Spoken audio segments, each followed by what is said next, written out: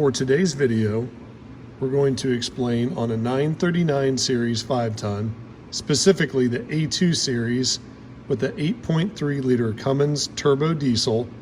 We're going to show how to install the Delco-style 80 amp peak alternator conversion, which is going to be more reliable than the OEM style and also less expensive. The kit that you purchase from army6x6.com comes as shown. Alternator, the correct pulley already installed, correct bracket that you need. All of the hardware comes included with the kit. Comes by step-by-step instructions that we provide, obviously with our contact information. In case you have any questions, we're here to support you. Also include pictures of the install, and then obviously this video you can reference as well that will explain the install step-by-step. But this is a proven alternator conversion. We've got lots of these running out in the field, and they've proven to be a lot more reliable than the OEM style generator, which the failure mode on the military style generator, when the regulator fails, they will overcharge, often taking out electrical components on the truck, such as gauges, your ABS computer, your protective control box, and other accessories. So the failure mode on this style of alternator is typically it will not overcharge, it just loses charge, so it doesn't take components out with it. So again, we've had really good luck with this alternator, and we make this kit for both the A2 series with the 8.3 liter Cummins. We have the non-turbo 5-ton, the 939 series A0 and A1 variants with the NHC250 Cummins that I have in another video. But the one we're going to go through today is, again, this is the serpentine style pulley that is on the 8.3 liter Cummins and the 939A2 variants, like the 923A2, 925A2, 934A2, 931A2, and those variants. We will have an M925A2 deuce-and-a-half alternator conversion soon, so keep posted. We'll keep you posted on that. But let's get started. So the truck that we're going to do the alternator conversion on today is a 923A2. First step we're going to do is disable the batteries on this truck. So we're going to disconnect the positive and the negative terminal from the batteries. Batteries on this series of truck are located underneath the seat, most commonly in this truck. So lift this seat up and the batteries are going to be underneath there. We'll disconnect those batteries. Or some trucks have a step that's substantially higher. It goes pretty much up to the bottom of the rocker panel, and then the batteries can be in this access cover on that setup with the battery relocation kit. So depending on how your truck's configured, that's where your batteries are going to be set up in a military configuration. So again, disconnect those.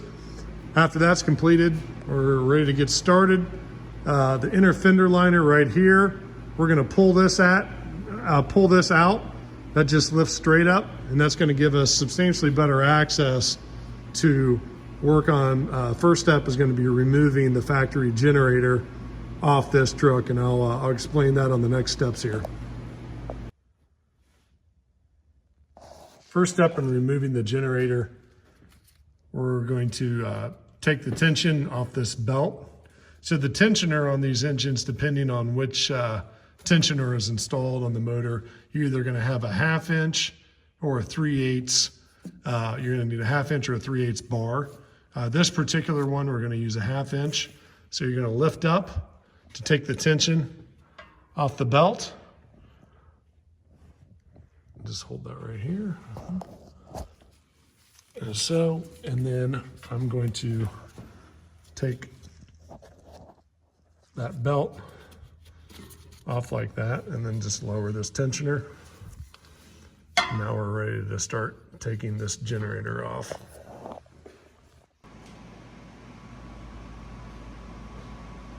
We're going to remove this bolt.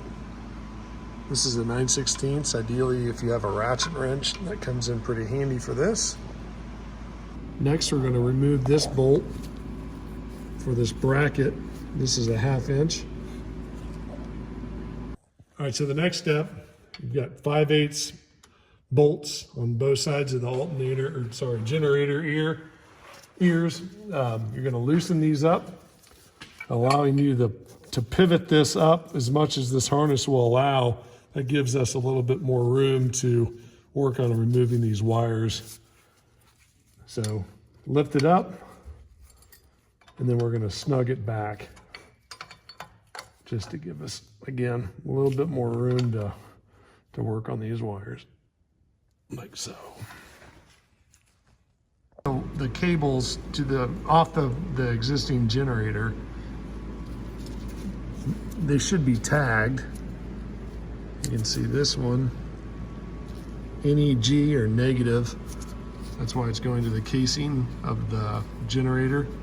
And then the one that goes internally, that one's going to be your positive, and that one will have a POS. So mark those, you know which one goes where, and then these two other wires will not be reused with the alternator conversion. And we'll explain what we do with those here shortly. I'll take that negative battery cable off. That's going to be a 1/2 inch bolt. And then there's a little securement for the positive battery cable. 2 Phillips head screws. You're going to take those out. And then this little cover protects the positive battery cable connection. That also is a Phillips head. It's a really small one. So you're going to use a fine tip Phillips head for that. And after you're completed with that, you're going to use a flat blade screwdriver, because often these are jam-packed with like a silicone behind this cover. So when they kind of come off hard, that's normal. You're gonna take that, you're gonna pry. You're gonna bring this down. This cover. So you can see we've got a little protective film there. I'll take that off. And then the next step, we're gonna need to dig. Let's grab another small flat blade screwdriver, and we're gonna dig that silicone out enough to where we can get a socket on a nut to take this cable off the generator casing. So after some of the silicone is cleaned up, we're going to take this positive cable off. This is a 7/16, and we'll remove that. Okay, these 2 smaller wires, there's going to be one you'll just unplug, and then the other one is on the casing, and that has a 3/8 bolt, or sorry, nut that holds it. You'll just take that off. And both of these are going to not be reused, so you'll just tie these back with electrical tape for the alternator install. Again, neither one of the small wires will be reused. Now all the electrical connectors have been removed. Now we're ready to take the old generator off. Again, 5/8, 5/8, remove those. Has some weight to it, so remove those and then take this out of the engine bay. Next step, we're going to remove this existing generator bracket. We're not going to reuse this. The bolts here have a 1/2 inch head. We'll take these off.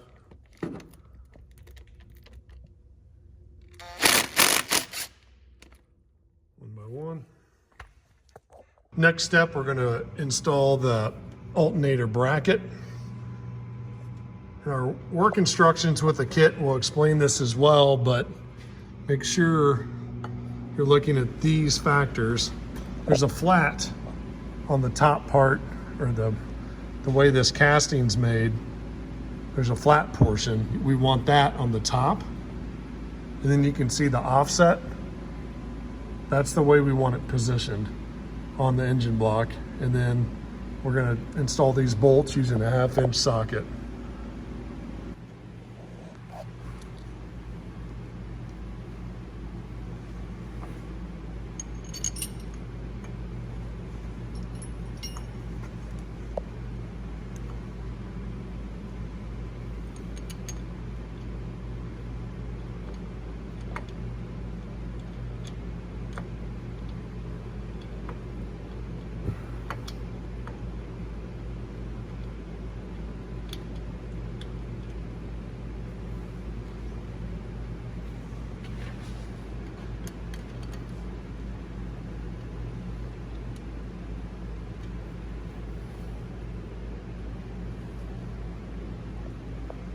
Now we're going to install the alternator onto the bracket.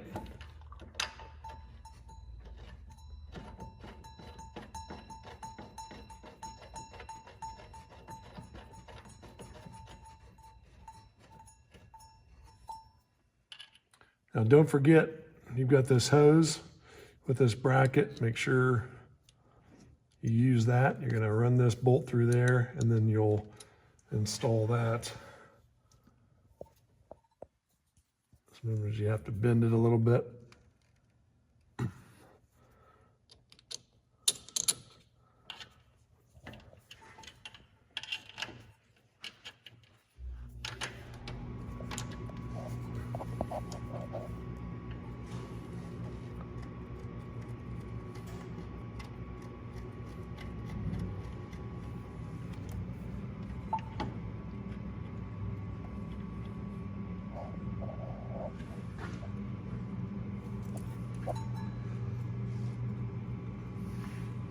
And then we'll snug those up. Actually, nope, that's it. Okay, so next we're gonna install this alternator prop. Use the one that came with the kit, discard the prop used on the generator. You're gonna use the bolt that was used on the old prop. Put that down here.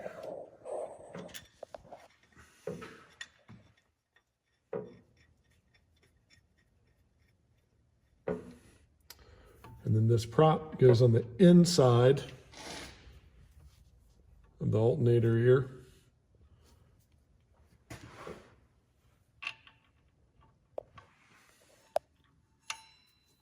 Like so.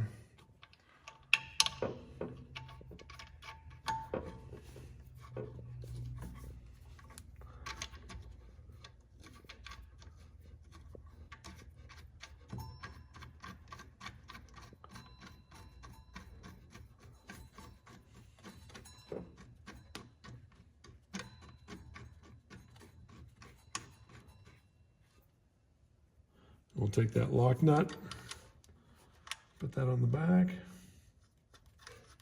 and we'll snug those up.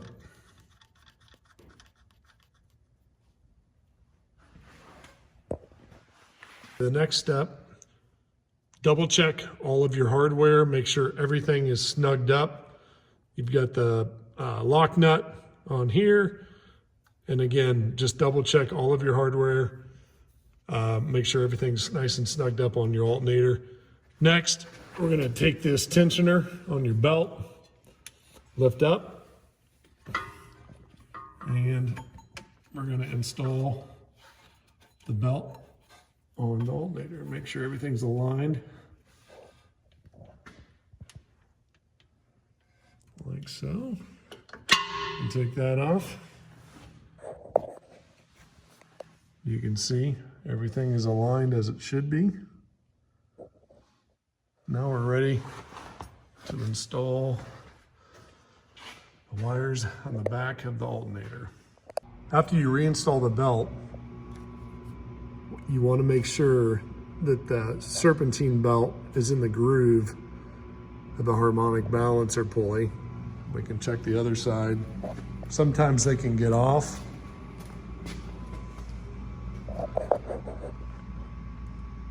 You can see that's where it's supposed to be. Obviously, this is a good time if your serpentine belt is not in good shape. You can replace it. We do stock those. After you reinstall the belt, you want to make sure that the serpentine belt is in the groove of the harmonic balancer pulley. We can check the other side. Sometimes they can get off.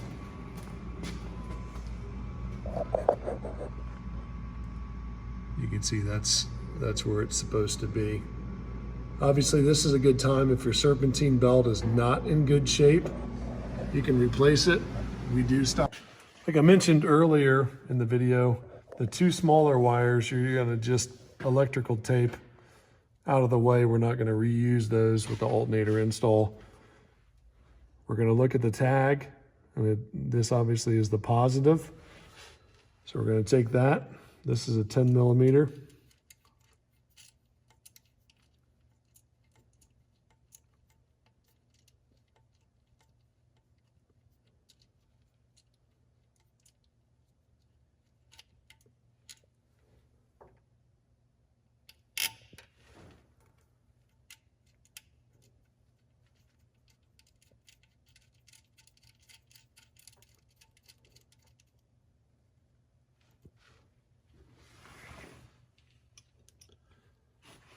Just be cognizant that this is aluminum casing and small hardware, so don't get too overzealous with snugging it down. Just a light snug.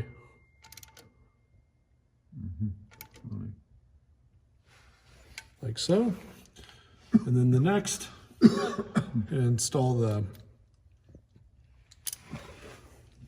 negative. That's a 3/8 socket we're going to need for that. And on the back, if you can see, again, the positive is oriented here, and then we have the red designating the positive. And then on the back of the alternator, we have a bolt, and then there's a GRD in the casting designating ground. And then that next, we're ready for doing the ground wire install. And on the back of the alternator, there's GRD designated in the casting, obviously reflecting of ground. We're gonna use a 3/8 socket here. We're gonna loosen that one up.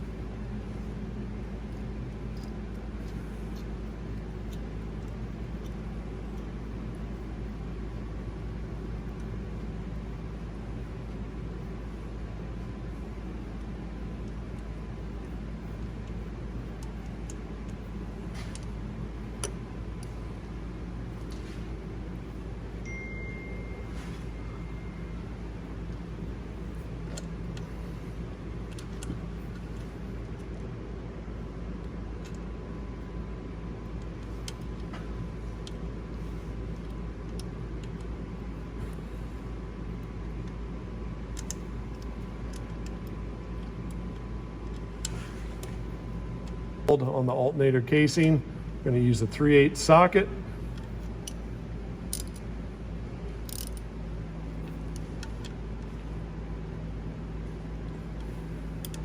And again, small hardware, aluminum casing. Don't get overzealous on your torquing.